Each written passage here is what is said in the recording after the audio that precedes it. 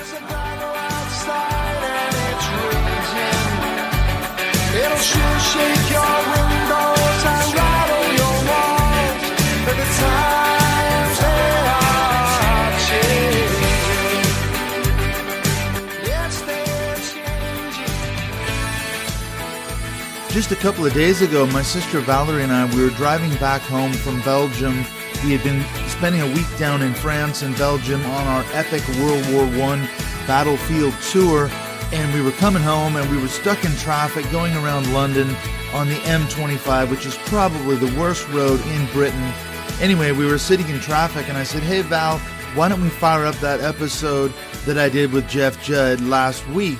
So we listened to that while we were stuck in traffic, and we had a good conversation about it because we lived a lot of the stuff that Jeff and I were talking about in last week's episode. And if you haven't heard that one yet, you really need to go back and listen because it's funny, but yet it's also very poignant as well, because a lot of Jeff's stories that we talk about growing up in fundamentalism, growing up in a very evangelical fundamentalist Christian high school, and talking about our mutual friend Bob, who I'm hoping to have on this podcast. I'm still chasing him up, so hopefully at some point we'll get him on here. But we were talking about a lot of the funny, crazy stories around evangelicalism, around this crazy Christian high school. And, we just kind of had a good laugh about it, some of the funny stories. But on the other hand, Val and I were reflecting. We were saying, this was our life. This was our life growing up too. We experienced many of the same kind of things. We weren't allowed to have a television. We weren't allowed to listen to secular rock and roll music. And Jeff and I, in today's episode, we're going to finish up our conversation from last week, where we're going to get into some more crazy, funny stories. Again, though they are kind of like I said last week, we're laughing through the tears in a way, because now that I look back on my life, and I'm starting to process all the stuff that I went through as a kid, as a teenager, as a young adult, growing up in fundamentalism, growing up with parents who were committed to the Bill Gothard nonsense. And we were raised in this sort of environment where we were sheltered from the world and we were being protected by the umbrella of God's protection and all the Bill Gothard theology. It really messed us up in a huge way. We've got psychological issues, emotional issues, relational issues in terms of sexuality. Evangelicalism, fundamentalism has caused a lot of damage, certainly in my life, my sister's life, and so many other people.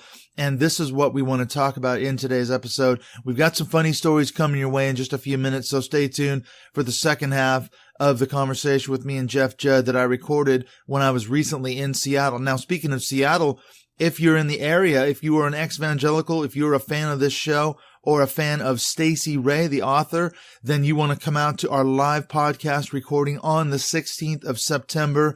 Space is extremely limited. It's a pretty small little recording studio. My friend Big Steve is going to hook us up in the East Hill area of Kent on Sunday, the 16th of September. We're going to meet about 10:30 in the morning and then aim to start recording at 11.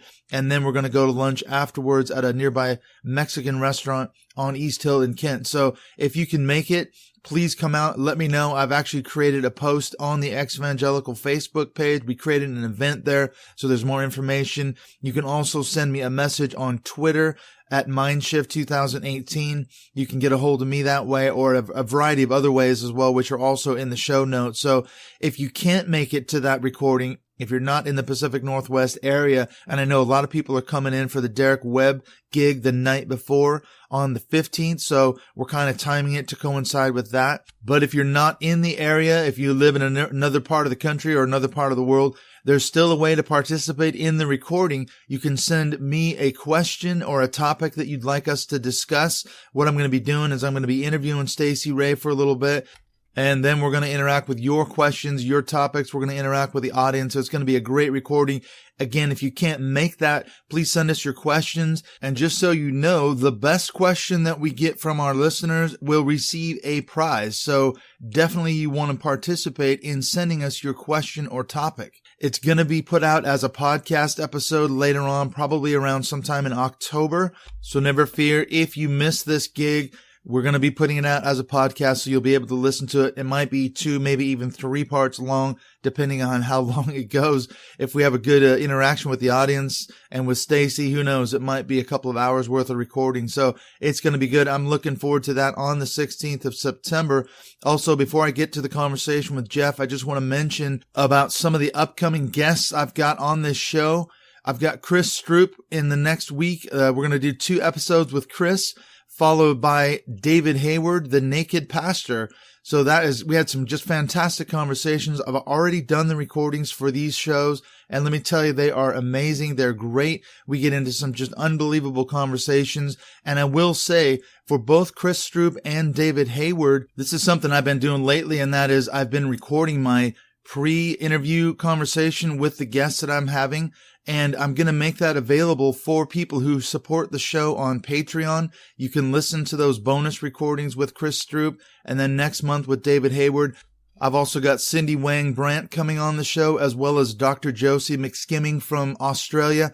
So there's going to be some fantastic content headed your way over the next few weeks and months. So stay tuned. Don't miss Chris Stroop, David Hayward, Cindy Wang Brandt, Dr. Josie McSkimming. And also, me and my sister Valerie are going to do a follow-up recording before she goes home to Seattle. So that's also coming up as well from our podcast that we did last year when Valerie was visiting me here on The Rock about surviving a fundamentalist upbringing. It's almost exactly 1 year to the minute, really. So this is going to be really good. We are going to be talking about how things have changed in both of our lives since we did that recording last year.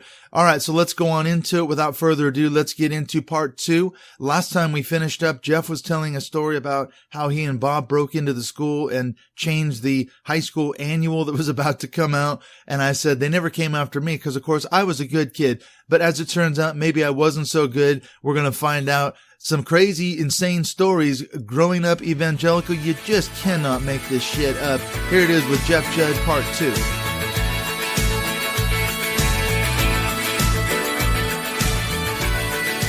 I was a pretty good kid for a while there. I did a lot of stuff. Well, same thing. I did a lot of stuff where the school didn't know about it. Because, of course, you weren't supposed to drink. That was another big thing. Because when I was about to graduate, I did graduate from that particular school. About 2 weeks before I graduated, a bunch of my classmates got in trouble for having 1 beer at a party. 1 beer. Me and the assistant principal at the time, his son, me and him used to go smoke at lunchtime remember the old trailer by the Star? Yeah, we had portables and everything. Yeah. No, over by remember that Star grocery store? Oh, yeah. There was a little store a couple blocks from the school. There was an abandoned trailer over by in the woods. We used to go over there and smoke. So me and the assistant principal's son are over there smoking. Yeah. And we get caught. That wasn't good. That was not good. Well, these guys, somebody ratted them out. There was, I think, five of these guys. They weren't allowed to go through the graduation ceremony. No way, because they drank 1 beer. They had a beer, and I was actually at that party. I remember being there with my friend, Guy. He and I showed up at Guy the Shepherd. party. Yeah, his name was Guy Shepherd. We showed up at this party, and they said, hey, do you guys want a beer? And the only reason I didn't drink it was because at the time, I just didn't like beer. Right. I didn't drink beer then. So I said, I passed on it. If I'd had a sip of that beer, I'd have been in trouble too. They shit-canned all these guys. They were going to kick them out of the school. No way. That was their first. No way. They said it was 2 weeks before graduation. All of us were seniors. They said, we're going to kick all these guys out of school for violating the school drinking policy. After this big to-do, they finally realized. Did you have to sign a... Yeah, oh yeah, we signed a contract really? and everything. Yeah, you can't drink, smoke, go with girls that do, and all the rest of it. And these guys ended up, they said, you can graduate, but you can't go through the ceremony. Right. So they got their diplomas, basically, but they weren't allowed to go through the graduation. Wow, which, of course, in America, graduation, high school is a big deal. Oh, yeah. In like where we live in Britain, they don't even, there's no graduation. What? You just get handed your diploma at some point, and they do a little service thing for some of the parents. But it's not a big huge. It's not a big thing like America. Wow. Yeah, so I got kicked out of this so-called school, and I left and went to public school, which is a bit different. Yeah, I mean, the school we went to was it was a medium-sized school, I would say. Yeah, I went to a very large public high school, and it was kind of scary, but we only had, it was about 300 students, 9 through 12, I think, at our little Christian school. So here you are going to a school that's got thousands of people. My graduating class was 1,500. Yeah, so that's 4 times the size of our entire school at this little Christian school. But the thing is, you were telling me the other day, you weren't totally done with the whole churchy thing, even though you got kicked out of the school for blowing up Masturbator's toilet. You went to a, shall we say, a somewhat charismatic church. You told me a story about there's a particular preacher in this Seattle area that's very well known for being, let's say, sort of the health and wealth gospel, hyper charismatic. Can I mention his name? I think you should, yeah. So it's funny because I met him at this so-called school. That's right. They actually started in the gym at our school, and that's where I remember me and Bob were walking down the hall, and this guy, we heard this something. We looked in the gym, and here's this guy, and he goes, "You guys want to hear my sermon?" And I'm like, "Okay." And so we sit down and he gives this sermon. So he stops and he goes, "What'd you guys think?" And I'm just like, "Wow." And he goes, "Let me tell you something." And this guy was young. I mean, he was probably mid-20s, And he goes, "I'm going to be selling God." And he goes, "Mark my words." He goes, "People will buy it. I will become a very, very rich man." And that's what he told me at that point. And this man was Pastor Casey Treat. Casey Treat, Christian Faith Center. Yes. They started at our high school. I can remember that too. That now that I recall that, you say, because I remember going in there after soccer practice and seeing hundreds and hundreds of chairs being set up on like a Wednesday night at 8 o'clock or 7 o'clock. I'm going, what's going on in here? Turns out it was the beginnings of Christian Faith Center. And so where's Casey Treat today? He is indeed a mega star, mega pastor. Owns a helicopter that he flies between his churches. Yeah, he's that big. So you went to Casey Treat's church. So years later, didn't you? Now he has this, huge mega church in Federal Way. It's, you could probably hold 10,000 people. It's huge. And so a couple friends of ours were going there. I don't know, you remember, I don't know if you know Rob Filler. I don't remember him. Okay. You might know. There's a bunch of friends of ours that went there. And so a couple people invited me to go there. I'm like, okay, whatever. I'll go check it out, So I went by myself. I didn't bring my family, So I just go there and I'm sitting there. And as soon as I walk in, these two guys in suits just whoop right behind me, right? Did they have sunglasses too? Yes. And earpieces. Like Secret Service. So they followed me, right? And they just follow me. I sit down, and one guy sits on one side of me, and one guy sits on the other side of me, right? And I'm just like, okay. This is church, huh? Yeah. And I'm sitting there, and they're just, looking at me, and I'm listening, and I'm like, okay, whatever, blah, blah, blah. And it gets over, and then Casey Treats gets done, and he walks, and he goes in this little room. And the guy goes, he whispers over me, he goes, "Casey Treat wants to talk to you." I'm like, what? He goes, "Yeah, how'd you like the sermon?" I'm like, "Yeah, it was okay. You going to come back?" I go, "I don't know, man." He goes, "Well, Casey wants to talk to you. He wants to talk to me." Yeah. Okay. So we go in this little room, and I swear to God, it's a 4x5 room. Closet. A wooden table and a light. That's it. So it's like a grilling room. Yeah, it's something. I walk in there, I'm like, no way, we're in Mexico, Yeah. And Casey Treat's sitting at the end of the table. He's just sitting there in a very nice suit, and he's just sitting there waiting. And I sit down, and he goes, "Hello there, I'm Casey Treat." And I go, "Yeah, I know. We met before," and he looked at me really weird. I didn't want to tell the story. You didn't tell the story of the... So he shook my hand, and he goes, "So, I saw you come in and sit down, and, I know everyone here. I don't know you." I'm like, "Oh." I go, "Well, I know you." And he goes, "Really?" "Yeah." And he goes, "So, are you gonna come here?" And I go, "I don't know." He goes, "Well, here's what we're going to talk about." He goes, "Tithing." "Okay." He goes, "I'm going to need your W-2. I'm like, "What?" You need my wage statements. I'm going to need your W-2 because everyone here tithes, and this is how it's done. It says in the Bible it's 10%. We take 10% and we do direct deposit. Of course you do. I'm like, they take it right off the top. Yes. And I'm like, no, I don't carry my W-2 with me. And no, you're not getting it. You're not going to see it. Yeah. So I get up and he goes, "Where are you going?" And I'm like, "I'm leaving." Because no and no. Not going to happen. Yeah. And they followed me to my car and watched me leave. You're not welcome back, Jeff. It was like going to a mob meeting.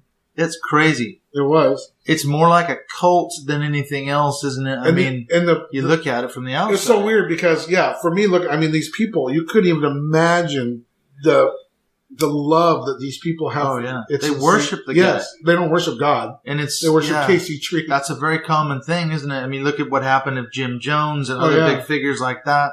You know, they start these movements, really, and they're just worshipped and they're adored by their followers. And it's a cult. It's a total cult. Oh, yeah. People give their money. I mean, people sold their houses and gave everything to the church when they were doing the Jim Jones thing. Oh, yeah. So the same kind of stuff is going on now. It's big business, man. Evangelicalism and the prosperity gospel and everything else. Talking about selling your house. Oh, yes. Here comes another story. Back to our high school days. Yes, we had a couple. One was a history teacher, and the other one was the Bible and the choir teacher. Yes, I was in choir, and I had history from this guy, too. So I know who you're talking about. And they were he was a very different fellow. We could say that, yeah. Well, he used to dress up real nice. Oh, yeah, wore really nice suits, like Armani suits and stuff. 3-piece suit to a little Christian high school. Yeah. Anyway. And, I remember he had to have a cross pen. If he didn't have a cross pen, he wasn't writing that day. Right. He was just going to sit there and not write anything. Yeah. So anyways, after, it's probably been, 30-some years more that I've seen this guy. No, this was about 20 years ago.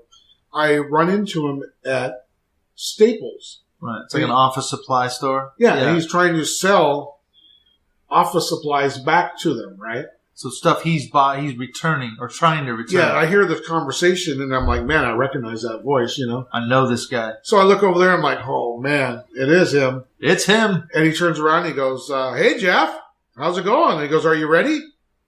Well, ready for – this was right before the year 2000. Yeah, so Y2K was coming up. Right. So everything was going to break down. Are you ready? He goes, I'm getting ready right now. I'm like, ready for what? He goes, ready for God. I'm like, okay. So he goes, yeah. He goes, we've sold our house. I'm selling all our stuff. I've sold the cars. He goes, and we're going to go out. They basically joined another little cult. And they were going to go out in this field and wait for God, right? So Jesus was supposed to return on Y2K, wasn't he? At precisely midnight. Yes. They were going to meet him in a field. They actually sold everything and their clothes because they got in like sheets or whatever, and they were waiting. They weren't naked in a field. You didn't have to be clothed because. Well, yeah, you're going to go to heaven, and what do you need clothes for? Or you're going to be lounging on a cloud playing a harp. What do you need clothes for? So let me guess this return of Jesus didn't happen. No. So I'm shocked. Miraculously, Y2K came. Everything went. No computers broke down. Everything went fine. Planes didn't fall out of the sky and everything else. Right. So about 10 years later, I'm at Red Robin, and I hear this birthday party, right? Yeah. Boom, boom. And I go, God, I recognize that voice, man. And I look over, and it's his wife's birthday. And I'm just like, oh, man, I got to, I got to say something. So I go down there and I go, hey, Mr. blah, blah, blah, Mrs. blah. I go, how's it going there? And he did not want to talk to me, right? And he's like, oh, hey. And she's all, hey, Jeff, whatever. And I'm like, man, God must have not liked you guys. Yeah. How was that Y2K? How'd that work out for you? Jesus returning thing. So he tells me that they stood out there for 3 days. You kidding me? No, finally everyone left, but they were the last two left, and they were the last holdouts. They were waiting, and 3 days in a field. It's like the Great Pumpkin and Charlie Brown. It's coming. Linus is out there every Halloween waiting for the Great Pumpkin. He never shows up. It's coming. I'm telling you, it's coming. 3 days in a field. But so this isn't my only interaction with this fellow. Right. You've had more encounters with this guy. Yes. So my ex-wife's grandmother died. Right. This has been about 10 years ago. So she dies and everything. We're having the funeral. So we go to the funeral, and it's a little funeral there. Right. No one's there but us. It's, me, her mom and dad. Small family thing. And so we go in there and just sit there on the bench, and I hear from behind me, Jeffrey Judd. And I'm like, oh, man. There's that voice again. That voice. You got to stop going places. I know. So I turn around, and it's this fellow again. Now, he's dressed up. He is a Jesuit priest. Oh, he's a bishop now. Yes. And so he's in his garb and everything, and I was like, what happened to you? That field must have treated him right. Right. Man. And so he's explaining what he did and all this stuff, and I'm like, wow. And he goes, so my kids are sitting there next to me, right? And he goes, he goes, man, I got to tell you guys. He goes, your dad was one of my favorite students. And I'm just like, no way. What? The kid who blew up the principal's toilet? Yeah. And he said, had a Loverboy album? Yeah. He said, telling me how I was his favorite student and me and Bob. And I'm just like, shut the hell up. Way. No way. Yeah. And so he gives the sermon and all this stuff. And he's just, sugar is just dumping out of his mouth. And he leaves and stuff. And my kids are like, oh, that must have been an awesome. No. Let me tell you the story. Yeah, let me tell you the real story. Wow. Well, I'm thinking too, I'm kind of curious. This is something I've done a lot of work on, is how fundamentalism and evangelicalism has affected people. Oh, yeah. How would you say that it has affected you, your upbringing in this, church and the sort of school? Like I said, I didn't grow up. Yeah, you didn't grow up. I saw it from, and I didn't buy it. You were exposed to it, though, and it clearly affected you. The way I saw it is like, okay, these people are like, I thought Bob was completely in a cult. Well, he basically was. Yes. And the first school I went to was not that, it was pretty lenient. It wasn't as bad as the other school. Even though it was very small. Yes, we were allowed to do a lot more than, but the other school was a lot, but my school really didn't bother me because I could pretty much get away with what I wanted. Yeah. Take it or leave it. But my general thing was Bob and his church, and it was him. He lost his faith. His sisters lost his faith. His brothers lost his faith, and they've walked away because of all the stuff that has happened, from... That's true, yeah. I've talked to Bob a lot on Facebook Messenger when he does get on it. Right. In fact, we were supposed to have a podcast recording. He was just up here in the Seattle area a couple weeks ago. You got together with him for a bit, I guess. Yeah, I saw him last Thursday. For some reason or another, we couldn't connect, but I'm going to do a recording via Skype, I think. So when I get back home to Great Britain, I will connect up with Bob because I want to hear his side of the story as well. Well, he was raised in such a fundamentalist thing. He also became a youth pastor at his church. And that's when he said that's when it really hit him.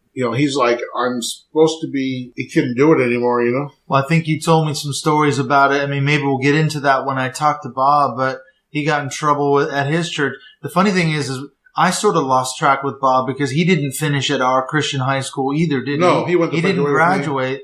But then I came in touch with him years later because he was playing in like a Christian rock band, and he had super long hair, and he'd clearly, gotten away from the fundamentalist thing. But he was still very much as a Christian, though. Right. He didn't look like a fundamentalist. Right. In other words, he had long hair, and he was actually getting more into it then. But yeah, weirdly enough, he was the band thing. Right.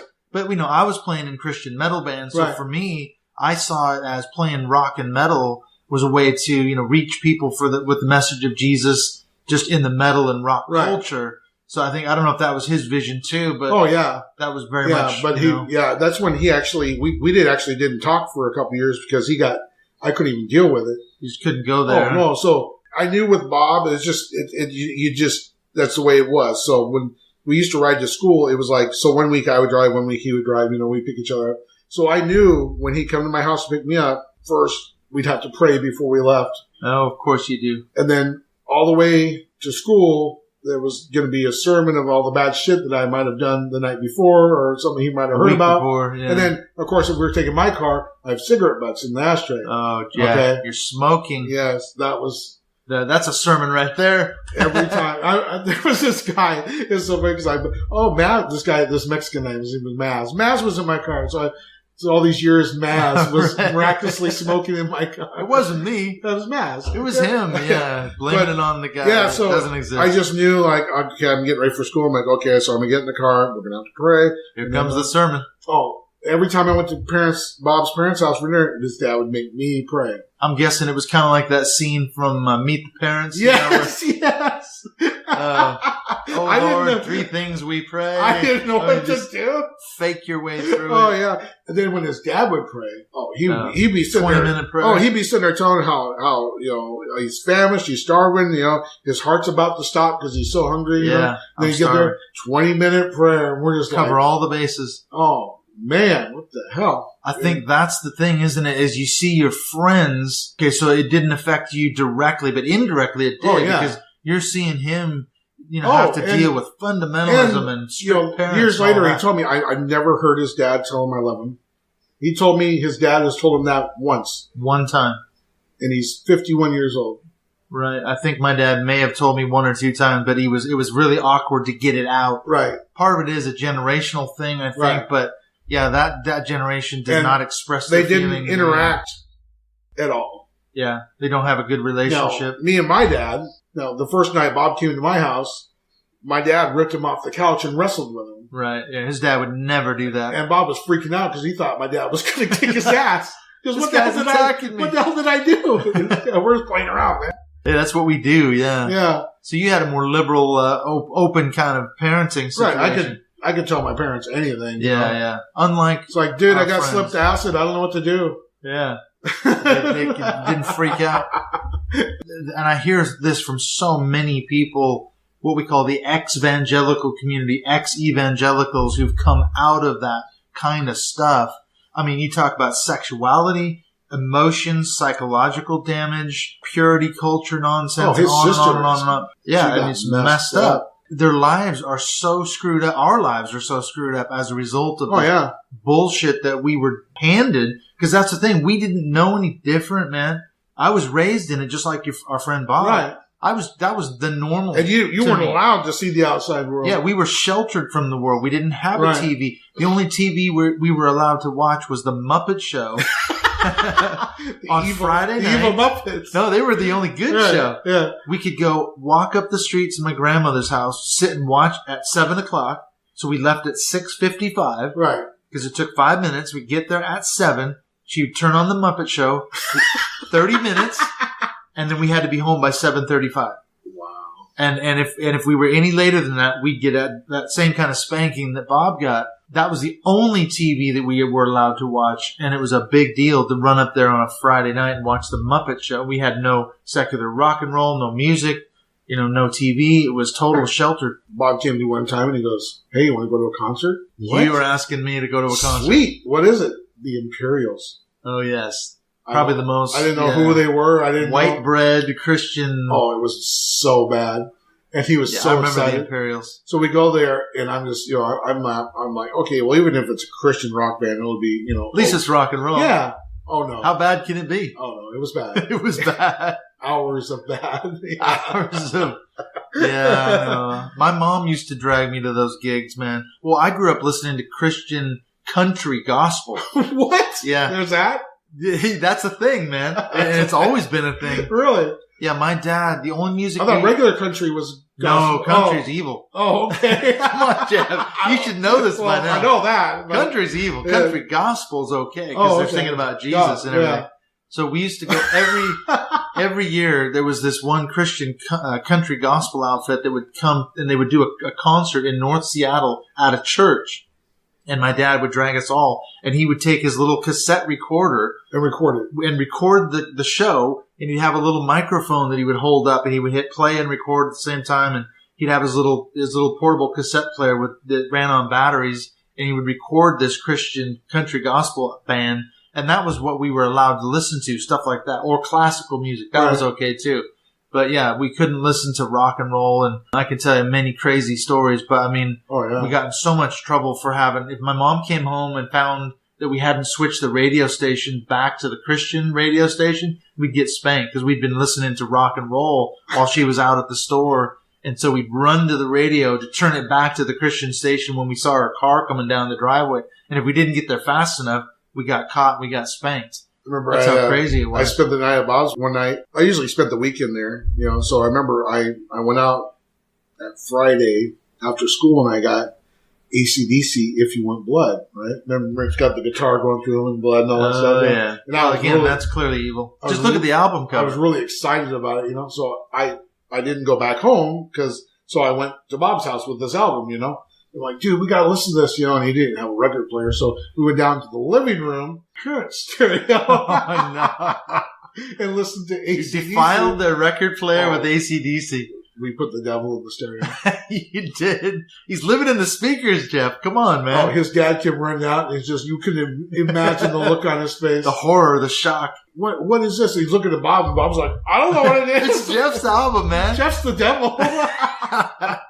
You're the devil I'm sitting there holding the album cover, right? And his dad grabs it, and here's Angus Young with a guitar going through him, and there's blood all over the stage, and he just goes, Bob, I need to talk to you upstairs. Oh, no. Another spanking. Yep, he got a spanking. And I put the devil in your stereo. Did he take your album away from you, though? No, I was told never to bring it back, though. I'm surprised you didn't get kicked out of there. I can't believe he let you back in the house. Especially I basically lived there. It was awesome. Good God. Oh, I mean, you seem to have this thing with albums, rock and roll albums, getting you in trouble. I had this Ozzy Osbourne shirt, right? Oh, no. Well, he's clearly of the devil. Well, so it had him on the front, and he had some sort of meat coming out of his mouth. And there was blood all over the front, Yep. And I remember it. It was like a baseball jersey. Remember those? Yeah. Yep. So I do. I used to wear it underneath my regular shirt at this other school because we couldn't wear that kind of. Oh, no. So after school, I just whipped this shirt off. And there's Ozzy. Yeah. Ozzy has been with you all day. Yeah, man. so I didn't even think about it. Right next to your heart. I didn't even think about it. We get to the driveway, and I'm like, oh, screw this, and I whip it off, right? And we get to the door, and Bob turns around, and horror, right? The shock. And his mom opens the door, and Bob's just staring at me like, oh, no. Yeah. Put the Ozzy shirt away. It's too late then. I had to call my mom and have her bring me another shirt. Oh, come on. Are you kidding me? So my mom was like, what? I'm like, can you bring me another shirt? Why? What are you wearing? I go, my Ozzy shirt. It's the Ozzy shirt. And she goes, yeah. I go, well, I need another shirt. Why? Because I can't wear the Ozzy shirt. Oh, come on. And I'm looking at Bob's mom like, she doesn't get it. I got nothing. I know. Just bring another shirt. My mom's like, why? My mom bought it to me. My mom bought it for me for Christmas. Oh, no. That was my Christmas present. Your mom's evil too, then. I know. Your whole family's evil, Jeff. Come on. Ozzy shirt for Christmas. An Ozzy shirt for Christmas, man. Best Christmas ever. Ozzy for Christmas, man. You gotta be kidding. You cannot make this shit up. I know. You can't. So we got hair codes, we got dress, you can't wear shirts. Another time, I just didn't understand the strictness of his parents. I didn't know his sister wore glasses, right? Right. Me and Bob were on the porch talking, and his sister comes out, and she goes, they had a big thermometer, right? What's the temperature? There's big-ass numbers, right? Can't miss it. And, we're like 14, 15, smart-ass. I'm like, look at it. What's the temperature? It's right there. Can't see it. So she shuts the door, comes out again. What's the temperature? Barb, it's freaking right here. I didn't know she wore glasses, right? So she literally couldn't see. Her dad comes out, grabs Bob, goes upstairs, gives him a beating because I was barraging his sister about not wearing glasses that I didn't know that she wore. Gotta be kidding me. Yeah, so he was gone for like an hour, right? I'm like, what the hell? So I go Where's he gone? So I go up to his room, and he comes in, you gotta leave my sister alone. What the hell? You got a spanking for what? What did I do? Well, we're not allowed to talk that way. You weren't talking that way. I was. I can't believe they let you in their house. I really can't. If I was a parent, I wouldn't have let you in there. They let the devil in. They let the devil in. Well, listen, man, this has been great, Jeff. This has been a fantastic conversation. I love talking about all this stuff. I mean, it's kind of bittersweet in a way, I think, because it's funny, but yet what we're actually describing is horrifying. Oh, it's true, too. It's freaking horrifying. Oh, yeah. And we lived this shit. We did it, man. This was our upbringing. Maybe you not so much, but the stuff. No, I saw it from the outside in. Mean, you saw it and looked at it and like, what the hell? I didn't get it. And yet here we were kids in that context, and it was normal. Right. And now people like me, people like Bob, we're looking back on it and going, my God, we've got a lot of work to do to get healed up from this stuff. Bob told therapy and everything else. Bob told Bob that he cannot go to college. Bob had a full ride to go to college, right? Right. You don't need to go. Why? Jesus is coming. Why waste your time? Don't waste your time. So Bob wasted a full ride to college. Because Jesus was coming. Yep. Oh, he's so pissed. It built up and built up, and a couple years ago, he flat told his dad, he goes, I don't want to hear the word Jesus ever again out of your mouth. He goes, if I hear the word Jesus come out of your mouth again, I'm going to be, he goes, you don't even know what's going to happen. Because I've wasted 40 years now waiting for Jesus. And he still hasn't shown up. He didn't show up at Y2K. in the field. So why would he? Yeah, why go to college? Why go do anything? Because Jesus is Don't do coming. anything. That's kind of like the classic stock answer. Isn't Yes. it? Why do anything? Just sit there and wait in the field. Wait. Yep. Don't go to college, and it doesn't work out. I mean, it's just insane. It can be a cult. It can be a bizarre, weird, freaky system, can it? I mean, Oh yeah. and we were part of it. Growing up evangelical. Well, listen, Jeff. Thanks so much for being on it's been a Mindship pleasure, Podcast, man. It's been great. Thanks for letting us come into your house, even though we had trains come by, we had cats coming in on the table. You name it, we had it, man. Thanks for joining us, man. Thank you, man. It's been awesome.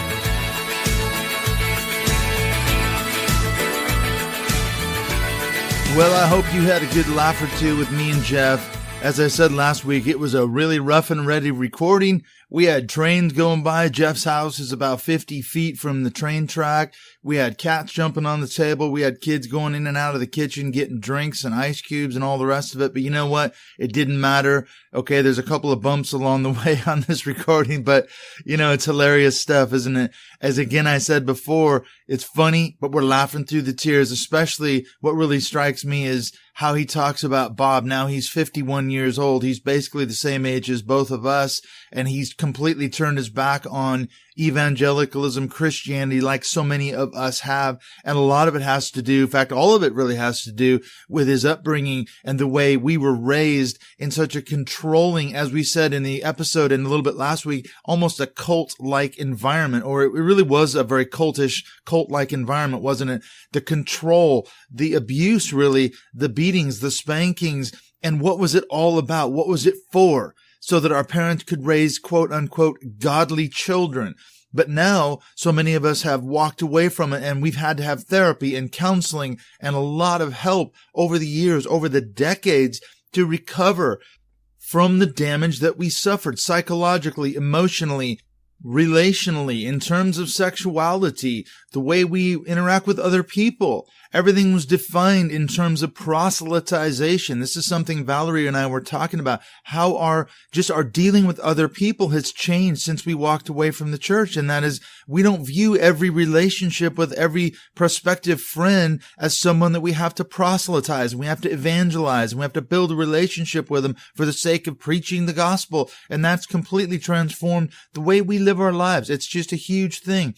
Deconstruction takes a long, long time. And in fact, these very topics are what we're going to be getting into with both Chris Stroop and David Hayward, the Naked Pastor, coming up in just a few weeks here. First with Chris and then David Hayward after that, looking at their own stories in evangelicalism and how they've deconstructed and now are helping other people to kind of fight the system, to come out of it, and to get emotionally, psychologically, sexually healthy. It is a huge thing. And this is something that I also talked about with Andrew Jasko a few weeks ago as well, in terms of the damage that evangelicalism has done to people and what can be done now. So if you missed that episode with Andrew Jasko, I'd encourage you to go back and listen to that as well. All right. So thanks for joining me. I'm your host, Dr. Clint Haycock. Don't forget, our podcast coming up on the 16th of September. If you cannot make it, you still have time to send us your questions and topics, and the best one will win a prize. And then that episode will be coming out probably in maybe 2, maybe even 3 episodes, probably sometime in October. So look out for that coming up in the next few months. So thank you for joining me and Jeff Judd this week and last week as we talked about growing up evangelical, how you cannot make this shit up. Don't forget, next week we've got Chris Stroop, and the week after that, part 2, followed by David Hayward, and some great content as well headed your way right here on Mindshift Podcast.